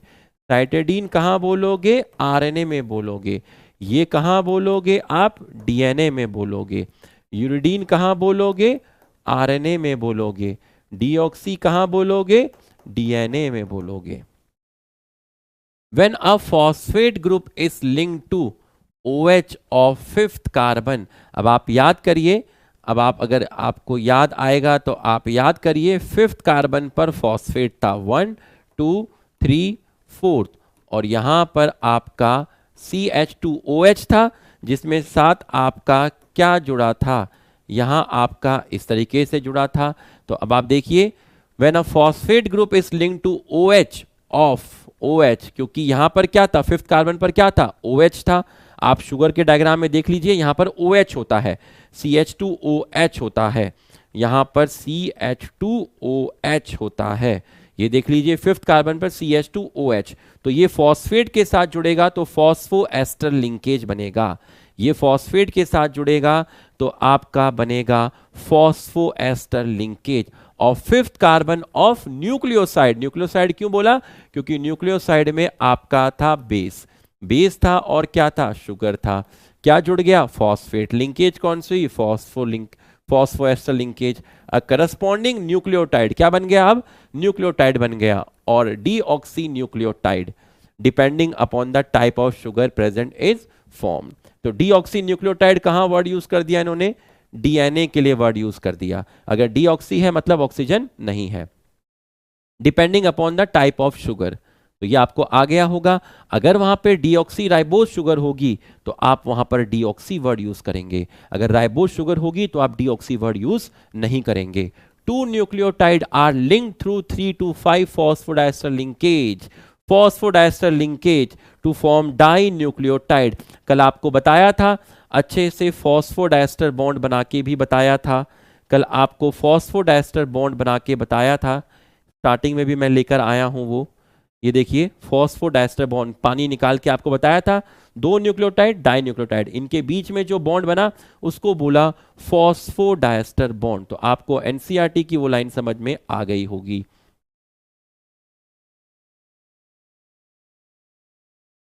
ये हमारा हो गया। Many nucleotide, more nucleotide can be join in such a manner to form polynucleotide chain. बहुत लंबी चेन बन जाएगी और उसमें बहुत सारे न्यूक्लियोटाइड होंगे और हर 2 न्यूक्लियोटाइड के बीच में फॉस्फोडाइस्टर बॉन्ड होंगे। अ पॉलीमर दस formed has one and free phosphate, मतलब याद करिए इस तरीके से आपको बताया था, ये 5 प्राइम और ये 3 प्राइम। तो यहां जो first nucleotide, second, third, fourth, fifth, तो फर्स्ट न्यूक्लियोटाइड के शुगर के 5th कार्बन का क्या, phosphate at 5 prime end of the sugar, which is referred to as 5 prime end of polynucleotide chain. Similarly, at the other end of the polymer, the sugar has a free OH of 3 prime group which is refer to a 3 prime end, मतलब यहां पर ये आपका first nucleotide हो गया, ये कौन सा न्यूक्लियोटाइड हो गया, फर्स्ट न्यूक्लियोटाइड हो गया, और ये लास्ट न्यूक्लियोटाइड हो गया। तो जो लास्ट न्यूक्लियोटाइड है उसका जो शुगर है, उसके शुगर का कौन सा कार्बन, थर्ड कार्बन पर कौन सा ग्रुप फ्री है, नीचे OH, जिसको बोलते हैं 3 प्राइम OH। देख लीजिए अच्छे से, पूरा का पूरा आपको आ रहा होगा। The backbone of polynucleotide chain is form due to the sugar and phosphate. Backbone, अब आप देखिए, आप पॉलीन्यूक्लियोटाइड को देख लीजिए, आप पॉलीन्यूक्लियोटाइड देख लीजिए, देख लीजिए, जैसे ये आपका है, ठीक है, ये आपके क्या हैं, ये आपके न्यूक्लियोटाइड हैं, ये आपके क्या हैं, न्यूक्लियोटाइड हैं, शुगर एंड, अब देखिए ये न्यूक्लियोटाइड है, इस न्यूक्लियोटाइड में क्या होगा, शुगर होगा, ठीक है। अब यहां पर भी क्या होगा, आपका शुगर होगा। तो इस शुगर के थर्ड कार्बन का OH ग्रुप इस वाले शुगर के फिफ्थ कार्बन के फॉस्फेट के साथ, मतलब इसका फॉस्फेट और इसका OH, और इनके बीच में जो बॉन्ड बनेगा, देखिए इसको फिर से बढ़िया से बताता हूं यहां पर, देखिएगा जरा, ये मैंने यहां पर एक लाइन खींची, ठीक, ये मैंने एक न्यूक्लियोटाइड बनाया, ये मैंने न्यूक्लियोटाइड बनाया, और ये मैंने न्यूक्लियोटाइड बनाया, ठीक है। अब इस न्यूक्लियोटाइड में मान लीजिए ये इसकी क्या है, शुगर है, एक न्यूक्लियोटाइड में आपको ये मैंने शुगर दिखा दी, और मैंने ये आपको दिखाया शुगर। इस शुगर में यहां पर थर्ड कार्बन पर आपका क्या है, OH है। इस शुगर के थर्ड कार्बन पर आपका क्या है, OH है। इस शुगर के फिफ्थ कार्बन पर आपका क्या है, फॉस्फेट है। कहां पर, फिफ्थ कार्बन पर, और उसके बीच में, उसके बीच में इसका OH, इसका फॉस्फेट, ये जो आपका बॉन्ड बन रहा है, इसका OH और इसका फॉस्फेट, ये जो आपका बॉन्ड बना रहा है, इसका फॉस्फेट इसके OH के साथ जो बॉन्ड बना रहा है, इसको आप बोल रहे हैं फॉस्फोडाइस्टर बॉन्ड। क्या बोल रहे हो, इसको आप बोल रहे हैं फॉस्फोडाइस्टर बॉन्ड। तो ऐसे ही आपका यहां पर भी होगा, सेम यहां पर भी होगा, ये क्या होगा, OH होगा। कहां पर होगा, थर्ड कार्बन पर होगा, बिल्कुल सही है। और ऐसे ही ये शुगर होगा, इस शुगर का क्या प्रेजेंट होगा, फॉस्फेट ग्रुप होगा। कहां पर होगा, फिफ्थ कार्बन पर होगा। तो इसका शुगर, तो इस शुगर के थर्ड कार्बन का OH ग्रुप नीचे वाली शुगर के फिफ्थ कार्बन के फॉस्फेट के साथ क्या बनाएगा, फॉस्फोडाइस्टर बॉन्ड बनाएगा। तो आपको अच्छे से समझ में आ गया होगा। तो ऐसे करके इसमें बहुत सारे न्यूक्लियोटाइड होंगे, तो इस चेन को क्या बोलोगे, पॉलीन्यूक्लियोटाइड चेन। और इसकी बैकबोन क्या है, इसकी बैकबोन क्या है, इसकी बैकबोन क्या है, इस फॉस्फोडाइस्टर बॉन्ड बनाने में क्या इन्वॉल्व हो रही है, शुगर और फॉस्फेट। तो ये रहा आपका शुगर, ये रहा आपका शुगर, और ये रहा आपका फॉस्फेट, ये रहा शुगर, ये रहा फॉस्फेट। तो शुगर फॉस्फेट बैकबोन हो गई। Nitrogenous base link to the sugar moiety projected from backbone, ठीक है।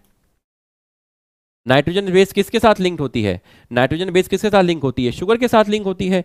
यहां पर आपकी क्या होंगी, यहां पर आपकी क्या होगी, नाइट्रोजन बेस होगी, जो किसके साथ अटैच है, शुगर के साथ अटैच है। तो शुगर पे क्या होता है, नाइट्रोजनस बेस होता है। शुगर पे क्या होता है, शुगर पर नाइट्रोजनस बेस होता है। इन RNA every nucleotide residue has an additional OH group present at 2 position in the ribose। तो अभी आपको दिखाया था राइबोस में सेकेंड कार्बन पर आपका क्या प्रेजेंट है, सेकेंड कार्बन पर आपका प्रेजेंट है, क्या प्रेजेंट है, आपका प्रेजेंट है OH ग्रुप। कल आपको दिखाया था, यहाँ पर कहाँ गया, अरे दिखाया था आपको यहाँ पर, ये देखिए राइबोस शुगर में सेकंड कार्बन पर OH है, बट यहाँ पर आपका OH प्रेजेंट नहीं है। तो आ रहा होगा, अरे आ रहा है, नहीं आ रहा, आ रहा है, ठीक है। Also in RNA uracil is found at the place of thymine, another chemical name 5-methyl uracil. ये भी मैंने आपको बताया था कि आप यूरेसिल पे 5th पोजीशन में मिथाइल लगा दो तो वो क्या बन जाता है, वो आपका बन जाता है thiamine. DNA as an acidic substance present in nucleus was first identified by Mescher in 1869. He named it as a nuclein. However, due to technical limitation in acidic such as long polymer intact, the elucidation of the structure of DNA remained elusive for very long time. Elusive मतलब DNA का structure काफी time तक clear नहीं था, लेकिन यहां nucleic acid के बारे में, डीएनए के बारे में यहां पता चल गया था 1869 में। It was only in 1953 that James Watson and Crick based on the X-ray diffraction data. किसका था ये डेटा? एक्सरे क्रिस्टोग्राफी किसने यूज की थी? विलिकिन एंड फ्रैंकलिन, ठीक है, produce by Wilkins and Franklin, proposed by simple but famous double helix model for the structure of DNA. तो इन्होंने एक्सरे क्रिस्टलोग्राफी के बेसिस पे डीएनए का एक इमेज निकाला था, जिसको आप एक्सरे डिफ्रैक्शन बोल रहे हो। उस इमेज की हेल्प से डीएनए को स्ट्रक्चर दिया किन्होंने? वॉटसन एंड क्रिक ने। One of the hallmark of their preposition was based unpairing between the two strands of the polynucleotide chain. One of the hallmark, तो डीएनए का हॉलमार्क और क्या बोल सकते हो? डीएनए का हॉलमार्क है आपका बेस पेयरिंग, और बेस पेयरिंग के लिए कौन से बॉन्ड चाहिए? हाइड्रोजन बॉन्ड चाहिए। देख लीजिए, एडेनिन थाइमीन के साथ, ग्वानिन साइटोसिन के साथ, इसी को तो हॉलमार्क बोला है। तो हॉलमार्क किसको बोला? बेस पेयरिंग को बोला। और बेस पेयरिंग किसकी वजह से हो रही है? बेस पेयरिंग आपकी हाइड्रोजन बॉन्ड की वजह से हो रही है। तो however their preposition was also based on observation of Chargaff. ये बातें चारगफ ने बताई थी कि ए के सामने टी, जी के सामने C for a double stranded DNA. तो चारगफ की बातें डबल स्ट्रैंडेड डीएनए के लिए लागू होती है। The ratio between adenine and thymine and guanine and cytosine are constant and equal. तो रेशियो किसका? रेशियो एडेनिन और थाइमीन, इसका जो रेशियो है आर इक्वल, ठीक है। तो the ratio between adenine and thymine and guanine and cytosine are constant and equal ones.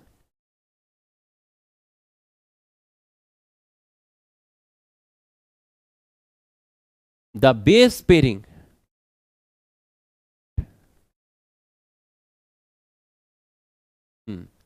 the base pairing confirm a very unique property to polynucleotide chain.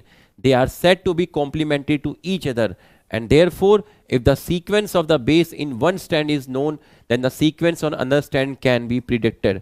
ठीक है, complementary मतलब अगर यहाँ A है, यहाँ T है, यहाँ G है, अगर एक स्ट्रैंड में आपको सीक्वेंस पता है तो आप दूसरी स्ट्रैंड में पता लगा सकते हो कि A के सामने T होगा, T के सामने A होगा, G के सामने C होगा। इसको आप बोल रहे हैं कॉम्प्लीमेंट्री।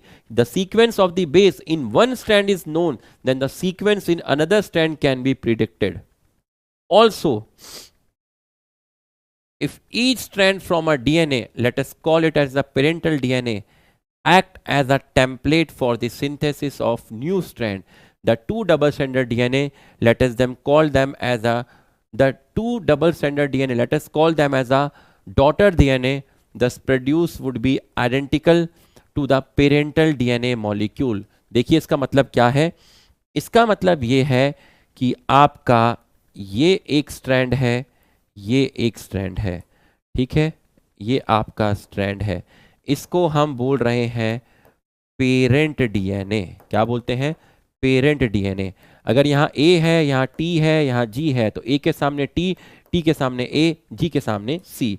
तो जब डीएनए रेप्लिकेशन होगा, एक डीएनए से दो डीएनए बनेंगे। तो कैसे बनेंगे? देखिए, इसकी एक स्ट्रैंड ये रही, ऊपर वाली स्ट्रैंड क्या था? इस पे था ए टी और जी। दूसरी स्ट्रैंड इसकी ये रही, क्या था इस पे था TAC। तो एक स्ट्रैंड इसके सामने नई बनेगी, ये बन गई। इसके सामने एक स्ट्रैंड नई बनेगी, ये नई बन गई। और एक स्ट्रैंड इसके सामने नई बन गई। तो ए के सामने क्या आया होगा, टी आया होगा, टी के सामने ए, जी के सामने सी, टी के सामने क्या आया होगा ए के सामने टी, सी के सामने जी।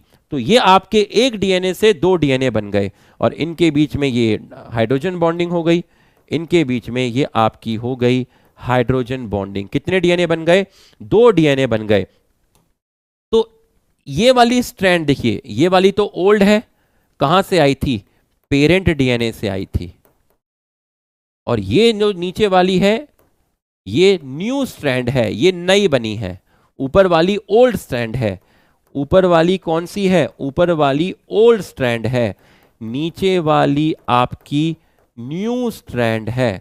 तो हर एक डीएनए में एक स्ट्रैंड पुरानी होती है, पेरेंट की होती है, एक स्ट्रैंड पुरानी होती है, पेरेंट की होती है, और एक स्ट्रैंड नई बनती है, उसको देखकर उसके कॉम्प्लीमेंट्री। तो ये जो दो बने हैं इनको बोलते हैं डॉटर डीएनए। ये जो दो आपके बने हैं इनको बोलते हैं डॉटर डीएनए और ये है पेरेंट डीएनए। तो इन स्ट्रैंड ने किसकी तरह काम किया, इस स्ट्रैंड ने किसकी तरह काम किया, टेम्पलेट की तरह काम किया। इसने किसकी तरह काम किया, टेम्पलेट की तरह काम किया। तो इस डीएनए को, और ये दोनों स्ट्रैंड इस डीएनए की है, इसलिए इसको बोलते हैं टेम्पलेट डीएनए। टेम्पलेट का मतलब ये टेम्पलेट है, इसके कॉम्प्लीमेंट्री ये बन गए। ये पेरेंटल स्ट्रैंड है, इसके कॉम्प्लीमेंट्री में ये बन गए, तो ये टेम्पलेट है। तो आप देख लीजिए, if each strand of DNA act as a template, each strand of DNA act as a template, ये वाला भी टेम्पलेट की तरह काम कर रहा है, ये वाला भी टेम्पलेट की तरह काम कर रहा है। किस लिए, for synthesis of new strand. ये नई बन गई, ये नई बन गई। The two double stranded DNA ये रहे, लेटेस्ट देम, अब इनको क्या बोलो, daughter DNA. Thus produce would be identical to the parent DNA molecule. किसके आइडेंटिकल होंगे, पेरेंट डीएनए के molecule. Because of this genetic implication of the structure of DNA become very clear. तो इससे और इजी हो गया।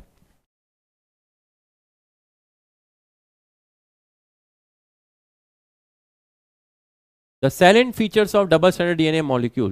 It is made up of two polynucleotide chain where the backbone is constituted by sugar phosphate and the base project inside. अभी आपको बताया था backbone क्या है, sugar phosphate and base project inside, complementary base pairing. ये इनकी क्या है, ये इनकी backbone है। The two chain have anti-parallel. It means one chain has polarity. अगर एक चेन 5 से 3 है, कल बताया था आपको, तो दूसरी चेन 3 से 5 होगी, antiparallel. The base in two strand are paired through hydrogen bond forming base. The adenine form two hydrogen bond with thymine from opposite strand and vice versa. Similarly, the guanine is bound with cytosine with 3 hydrogen. मैं बता चुका हूं. As a result, always a purine come opposite to pyrimidine. तो purine के सामने हमेशा pyrimidine आएगा. This generate approximately uniform distance between two strand of helix. आपको बताया था कि डीएनए की दो स्ट्रैंड के बीच में जो डिस्टेंस होता है वो यूनिफॉर्म क्यों होता है, क्योंकि प्यूरिन के सामने हमेशा pyrimidine आता है, pyrimidine के सामने प्यूरिन आता है. कभी प्यूरिन प्यूरिन में बॉन्डिंग नहीं होती, pyrimidine pyrimidine में बॉन्डिंग नहीं होती, क्योंकि वो एक दूसरे के कॉम्प्लीमेंट्री नहीं होते. ये भी मैंने आपको एक्सप्लेन कर दिया था डायग्राम, जो मैंने अपना वो कलरफुल डायग्राम आपको बताया था, ये भी मैंने आपको पूरा अच्छे से एक्सप्लेन कर दिया था. तो ये भी मैंने आपको एक्सप्लेन कर दिया था. The two chains are coiled in a right handed fashion, right handed DNA. The pitch of the helix, pitch of the helix, a nanometer is 1 billion of meter, that is, ये आपको पता ही होगा, that is -10 के बराबर. तो मैं इसमें नहीं जा रहा कि 1 मीटर में कितने नैनोमीटर होते हैं, और इस सब में मैं नहीं जा रहा हूँ, ठीक है, मेरे बस की भी नहीं है. एंड देयर आर रफली 10 base pair in each turn. Consequently the distance between a base pair in approximately 0.34 nanometer, जिसको मैंने एंगस्ट्रॉन में बताया था 3.4 एंगस्ट्रॉन. 3.4 नैनोमीटर. पिच का मतलब क्या हो गया, पिच का मतलब हो गया 1 टर्न, पिच का मतलब हो गया 1 कॉइल. नैनोमीटर में लिखा हुआ है, एंगस्ट्रॉन में बताया था 34 angstrom. The plane of one base pair stack, जिसको मैंने क्या बोला था, जिसको मैंने बोला था बेस स्टैकिंग।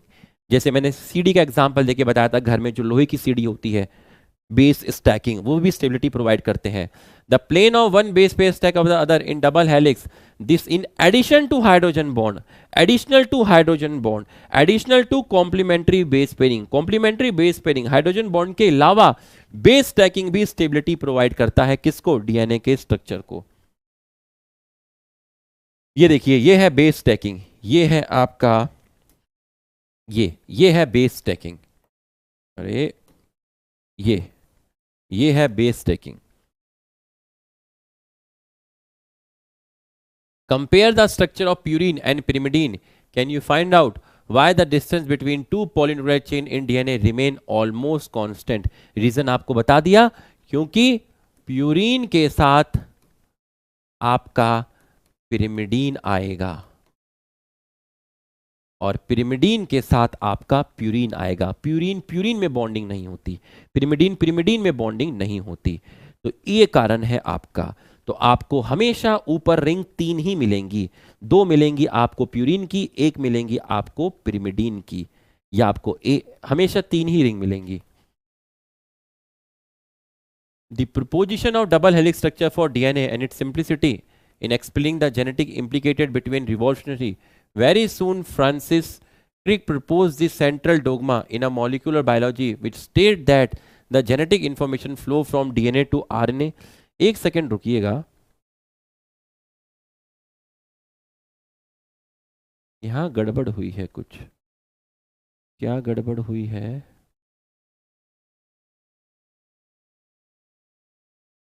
एक सेकेंड रुकिएगा, कुछ पेजेस इसमें गायब हुए हैं। नहीं नहीं ठीक है, कोई पेज गायब नहीं हुए, ठीक है। Which state that the genetic information flow from DNA to RNA, RNA to protein, जिसको आप क्या बोलते हो? जिसको आप बोलते हैं सेंट्रल डोगमा। डीएनए से डीएनए रेप्लिकेशन, डीएनए से एमआरएनए ट्रांसक्रिप्शन, एमआरएनए से प्रोटीन ट्रांसलेशन, ट्रांसलेशन। ठीक है भाई, ठीक है।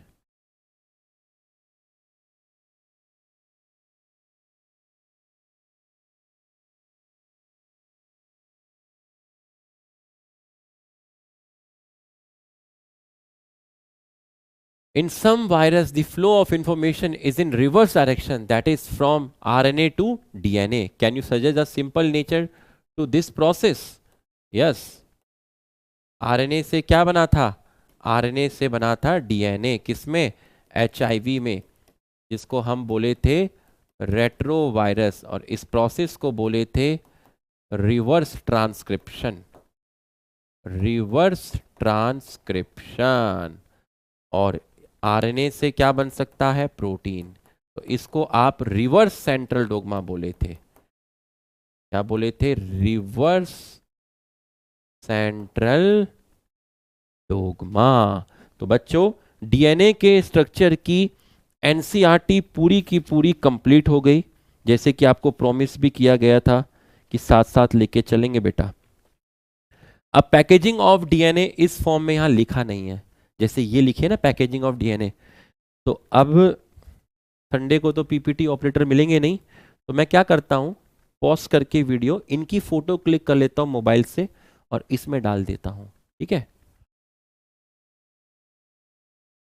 आओ बच्चों, एनसीईआरटी लगा ली है, फटाफट देख लो, एक एक चीज क्लियर हो रहा है।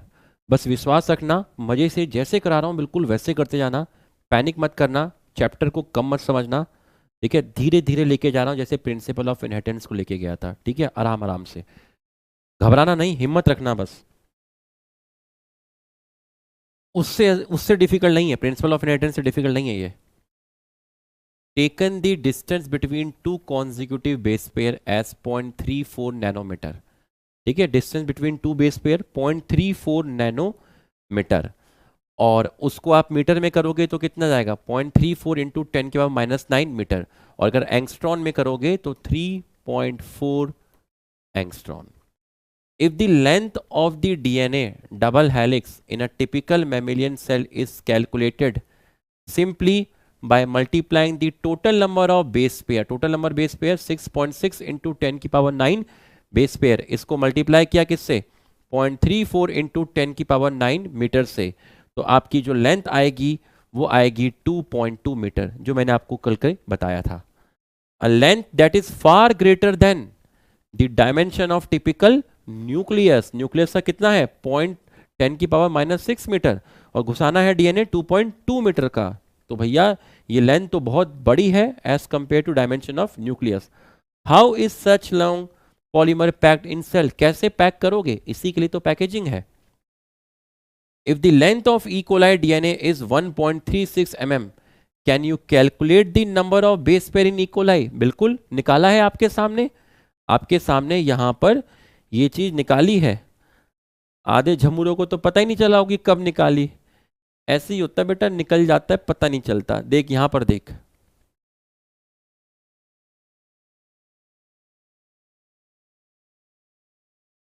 तुम ही हो। Length of E coli DNA 1.36, can you calculate the base pair in E coli, 4 into 10⁶ base pair.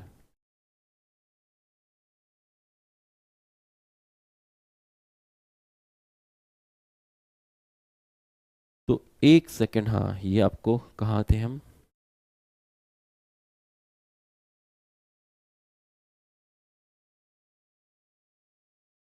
ये ठीक है, पूरा फोकस करना।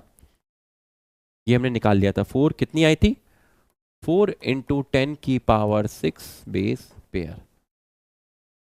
इन a prokaryote such as E coli, though they do not have well defined nucleus, उनके अंदर nucleus well defined नहीं है, क्यों, क्योंकि वहां पर न्यूक्लियस का जो स्ट्रक्चर होता है, न्यूक्लियस का एक पार्ट होता है न्यूक्लियोलस और न्यूक्लियर मेम्ब्रेन, ये दोनों चीजें उसमें क्या होती हैं, एब्सेंट होती है। The DNA is not scattered throughout the cell, but इसका मतलब ये नहीं है कि न्यूक्लियस नहीं तो डीएनए फैला होगा पूरे में, नहीं, डीएनए कैसा है, negatively charge, held with some protein, जो कैसे हैं, पॉजिटिवली चार्ज। उन प्रोटीन्स को मैंने बोला था पॉलीअमाइंस, इन अ रीजन जिसको आप क्या बोल रहे हो, न्यूक्लियोइड। अभी भी आपको बताया था डीएनए प्लस जो डीएनए है उसके लिए हमने क्या वर्ड यूज किया है, न्यूक्लियोइड वर्ड यूज किया है। The DNA in nucleoid is organised in a large loop held by protein, ये भी मैंने आपको अभी दिखाया था यहां पर, ये देखिए, ये देखिए, ये जो डीएनए है इसके लिए क्या वर्ड यूज किया था, डीएनए के लिए वर्ड यूज किया था न्यूक्लियोइड, किस फॉर्म में है, लूप्स की फॉर्म में है। प्रोटीन कैसे हैं, पॉजिटिवली चार्ज हैं। तो आपको आ गया होगा ये समझ में। यहां देखिए, in eukaryotes the organisation is much more complex, क्यों, क्योंकि हमारी जो डीएनए की लंबाई है वो 6.6 इंटू 10⁹ बेस पेयर है, और जो ये प्रोकैरियोट है इसका अपना कम है, 4.6 करीब है इसका, ठीक है। तो इसका जो है आपका वो कम है, और हमारी जो डीएनए की जो लंबाई है वो आपकी ज़्यादा है। तो there is a set of positively charge basic protein called histone, a protein acquire charge depend upon the evidence of amino acid residue with charge side chain. तो इसमें जो अमीनो एसिड होती हैं, ठीक है, उसमें साइड चेन्स होती हैं positively charge. Histones are rich in basic amino acid residue lysine and arginine, both the amino acids carry positively charge. तो positively charge amino acid attract करेंगी डीएनए के नेगेटिव चार्ज को, तो क्लोज पैकिंग होगी, attraction होगा in their side chain. Histones are negative, histones are organized to form a unit of 8 molecule called histone octamer, H2A, H2B, H3, H4, सबके कितने हैं, 2 हैं।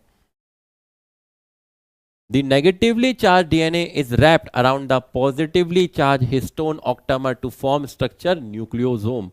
A typical nucleosome 200 base pair DNA double हेली, बताया था एक nucleosome में 200 base pair है। Nucleosome constitute the repeating unit of structure in nucleus called chromatin. तो बार बार ऐसे बहुत सारे न्यूक्लियोसोम रिपीट होंगे तो क्या बनेगा, बहुत सारे न्यूक्लियोसोम इस तरीके से रिपीट होंगे। तो देखिए, nucleosome constitute the repeating unit of structure in nucleus called chromatin. तो एक क्रोमैटिन में बहुत सारे न्यूक्लियोसोम्स होते हैं। तो एक क्रोमैटिन जो है वो कैसे बनेगा, उसके अंदर बहुत सारे क्या होंगे, न्यूक्लियोसोम होते हैं। तो आप यहां पर देखिए, nucleosome nucleosome nucleosome nucleosome nucleosome nucleosome nucleosome. तो आप देखिए ये क्रोमेटिन, ये और क्रोमेटिन, तो जैसे जैसे आप क्रोमेटिन की तरफ जा रहे हो न्यूक्लियोसोम के नंबर क्या हो रहे हैं, बढ़ रहे हैं आपके। ठीक है, ये आपकी बीट्स ऑन स्ट्रिंग फॉर्म है क्रोमेटिन की। यहाँ chromatin fibre of packed nucleosome, यहाँ पे बहुत सारे न्यूक्लियोसोम हो गए हैं। ये आपका क्रोमोसोम का एक्सटेंडेड सेक्शन है, और ये आपका मेन क्या है, क्रोमोसोम्स है। तो जो क्रोमेटिन है, क्रोमोसोम्स है, वो बहुत सारे किससे बना हुआ है, न्यूक्लियोसोम से बना हुआ है। बहुत सारे किससे बना हुआ है, न्यूक्लियोसोम से बना हुआ है। Thread like stain body seen in nucleus. The nucleosome in chromatin are seen as beads on string. Beads को बोला nucleosome. Structure when view under the electron microscope. How many such beads do you imagine in a mammalian cell. ये question भी मैंने solve कर दिया आपको। देख लीजिए, एक मैमेलियन सेल्स में ऐसे कितने बीट्स होंगे, एक मैमेलियन सेल्स में ऐसे कितने न्यूक्लियोसोम होंगे। कहाँ किया सॉल्व, ये देखिए, number of nucleosome beads in human diploid cells, यहाँ पे निकाला है। सब कर चुके हैं, इसलिए मैं आपको कहता हूँ कि मैं आपको पढ़ा रहा हूँ तो आप खुद से भी एनसीईआरटी पढ़ लोगे, आपको दिक्कत नहीं आएगी, है ना, क्योंकि मैं एनसीईआरटी पढ़ाता हूँ भाई, ज़्यादा मैं पढ़ाता ही नहीं, मुझे आता भी नहीं। देखो भाई, the beads on string structure in chromatin is pack to form chromatin fibre that are further coiled and condensed at metaphase stage of cell division to form chromosome। तो आपका beads on string structure in chromatin is packed to form chromatin fiber। और ज्यादा packaging होगी तो आपका chromatin fibre बनेगा, और ज्यादा पैकेजिंग होगी तो आपका क्या बनेगा, क्रोमोसोम बनेगा। बीड्स ऑन स्ट्रिंग भी एक तरीके से क्रोमेटिन फाइबर की फॉर्म है। ठीक है, वो और ज्यादा पैक होगा तो आगे जाके किसका रूप ले लेगा, क्रोमोसोम का रूप ले लेगा। The packaging of chromatin at higher level required some protein that collectively referred as non-histone chromosomal protein। तो मैंने ये भी आपको बताया है, हायर लेवल लोअर लेवल दोनों आपको करके बताए हैं। हायर लेवल और लोअर लेवल ये भी मैंने आपको बताया है बच्चों। कहाँ पे बताया है, ये भी मैंने आपको यहाँ पर कहीं पर बताया है। ये देख लीजिए, lower level higher level. Higher level पे कौन से प्रोटीन है, नॉन हिस्टोन प्रोटीन है। हायर लेवल पे आपके प्रेजेंट हैं non histone protein, referred to as non-histone protein। In a typical nucleus, some region of chromatin are loosely packed, stain light, are referred as euchromatin, बताया है। More densely packed, stain dark, heterochromatin। euchromatin is said to be transcription active और ये inactive। तो आपको ये मैंने करा दिया। ये आपका H1 हिस्टोन प्रोटीन है, ये हिस्टोन ऑक्टामर है। ठीक है, ये आपका लिंकर डीएनए हो गया। ये बीड्स ऑन स्ट्रिंग का डायग्राम है।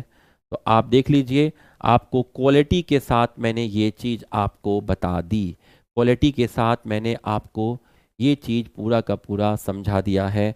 आपको पैकेजिंग भी मैंने आपको एक्सप्लेन कर दी है, एक्सप्लेन मैंने कर दी है।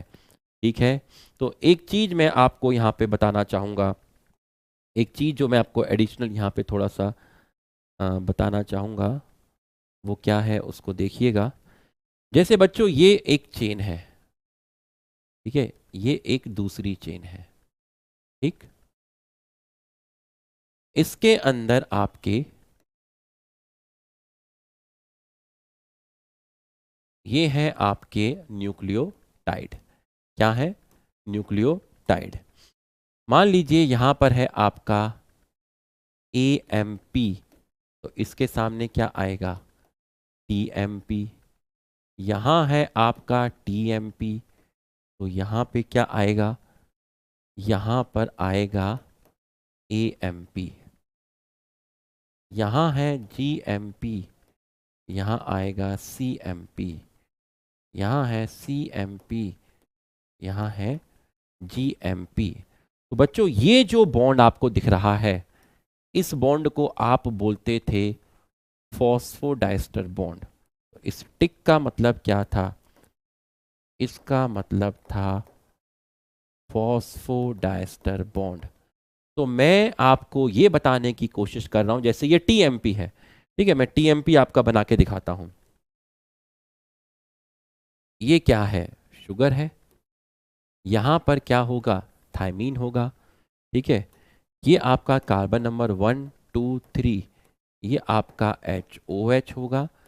ये आपका H होगा और ये H और आपका CH2O। देखो ध्यान से देखना, मैं आपको क्या बताने की कोशिश कर रहा हूं।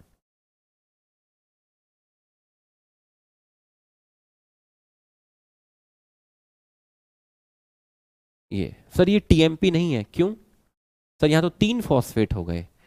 ये टीएमपी नहीं है, ये तो टीटीपी है, थाइमिडीन ट्राई फॉस्फेट। क्योंकि फॉस्फेट कितने हो गए सर? सर यहां फॉस्फेट 3 फॉस्फेट हो गए। आते हमेशा 3 फॉस्फेट वाले हैं। इस न्यूक्लियोटाइड में कितने फॉस्फेट हैं? 3 फॉस्फेट हैं। आते हमेशा जुड़ने के लिए 3 फॉस्फेट वाले हैं, बट यहां पे ब्रेक लगेगा, यहां से कट किया जाएगा, इतना ही यहां पर जुड़ेगा। मतलब कितने फॉस्फेट यहां से रिलीज हो जाएंगे? यहां से कितने फॉस्फेट रिलीज हो जाएंगे? अगर मैं यहां से 2 फॉस्फेट रिलीज हो गए तो ये आपका क्या है? T T P minus 2 phosphate. 2 phosphate यहां से निकल गए। तो जब 2 फॉस्फेट यहां से निकल गए तो आपका क्या बना? आपका बना टीएमपी। टीएमपी। टीटीपी में कितने फॉस्फेट थे? 3 फॉस्फेट थे। इसमें से कितने फॉस्फेट निकल जाएंगे?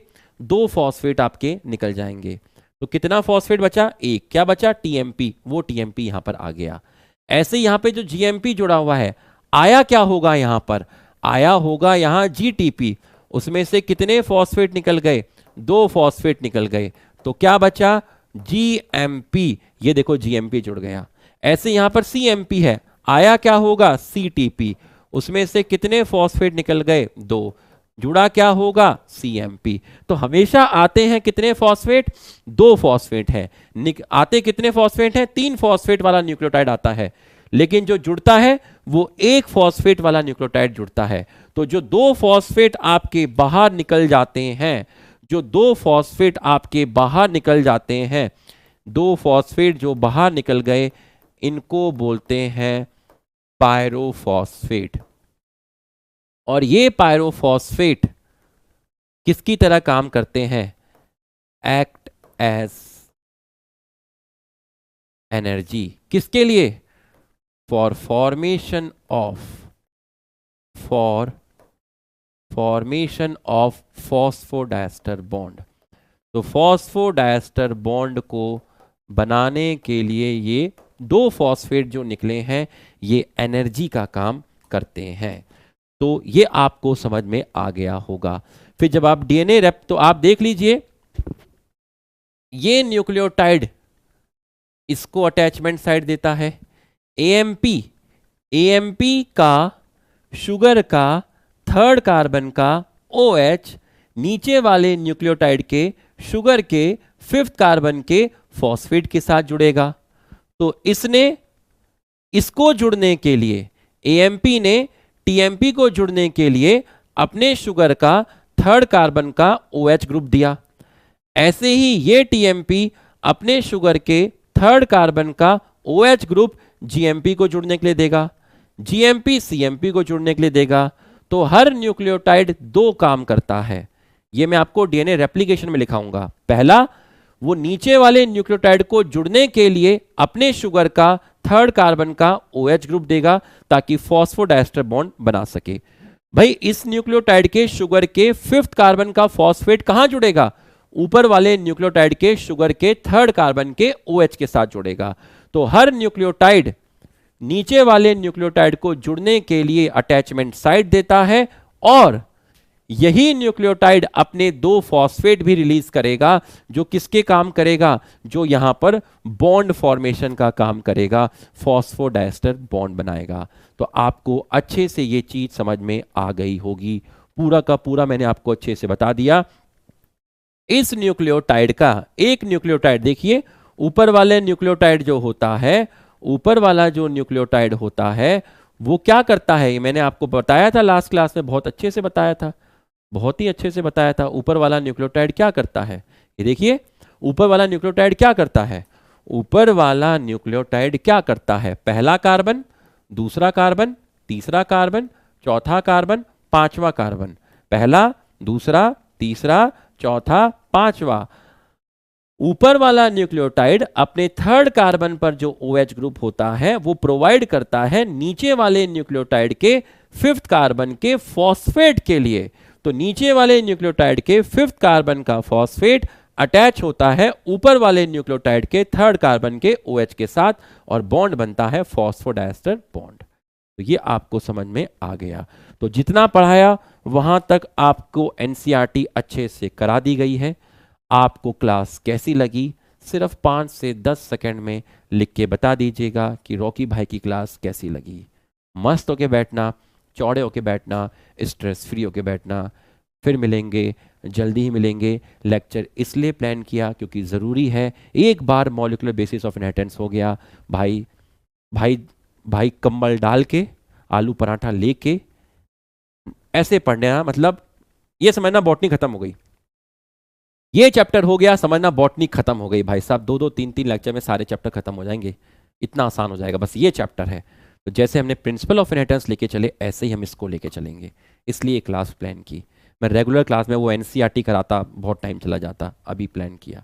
ठीक है, एक ही टॉपिक कराया, देख लो तुम, 1 घंटा 40 मिनट में एक ही टॉपिक कराया है, NCERT रीड कराई, अच्छे से लेके चलेंगे। ठीक है, आराम से क्वालिटी वाला, जैसे प्रिंसिपल ऑफ इनहेरिटेंस कराया। ठीक है, कमेंट करके जरूर बताइएगा, मैं वेट करूंगा।